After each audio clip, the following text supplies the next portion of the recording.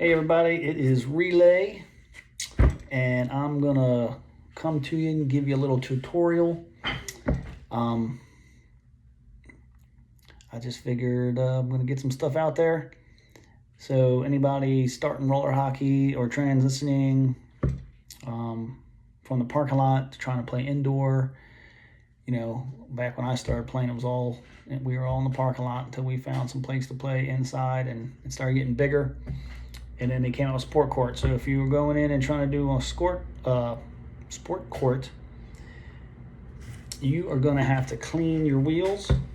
Always had issues, so I'm going to show you some stuff that I found that works good because your wheels get dusty. And a little shout out, these are Connex wheels. These are a little harder than I usually use for sport court because I'm going to an epoxy floor. But like, you always want to get the dust off to make sure you don't slip, especially if you got the floor dirty, you pick up dust on your wheels, then you got dust on the floor and on your wheels. So you get these nice and cleaned up. One of the things I found is by Sonic. It's called Grip Juice. They have some other things, a bearing cleaner and stuff, and I'll show you how I clean bearings and all that. But this is called Grip Juice. I know it's reversed, but it is what it is. I didn't think about that. I'm reversing it because so I can see myself. So I got my Connex Spitfire wheel. I take the bearings out.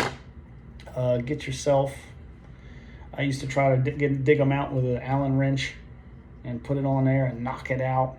And I messed up a lot of bearings doing it there back in the day. And now they have these tools. You have this end right here. That's your Allen key, which is a little small. Maybe it's worn. This is a roller blade. You can see the insignia. This is an old roller blade one, but I use it mostly for that. Stick it in, and it doesn't damage the wheel. It's right on the spacer. Don't forget your spacers. If you're out there not using spacers, pops that right out. Boom, they fall down right there. And you stick it in the other way, the open end. Push that one out. Okay. I do that. You could leave them in. I don't want to get the cleaner in the bearings. Bearings are too expensive. By the way, I'm going to clean these up next time. These are Hilo ABEC 9s. Decent bearings. So this says spray once a wheel, but what I like to do is do it once on one side. That was kind of a double. You just kind of do them a little smaller.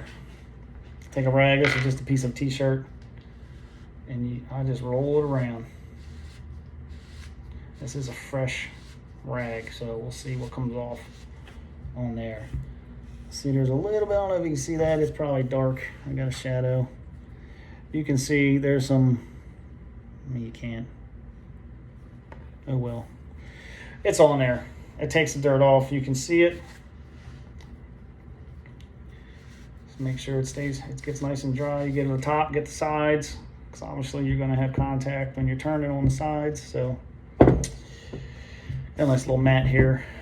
I'll tell you where I got all that probably. Next one. Pop that one in. So that's how a lot of people do it. I used to do it that way.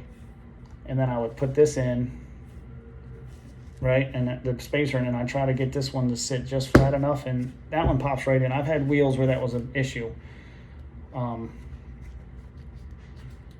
And you can take your thing. Here's another skate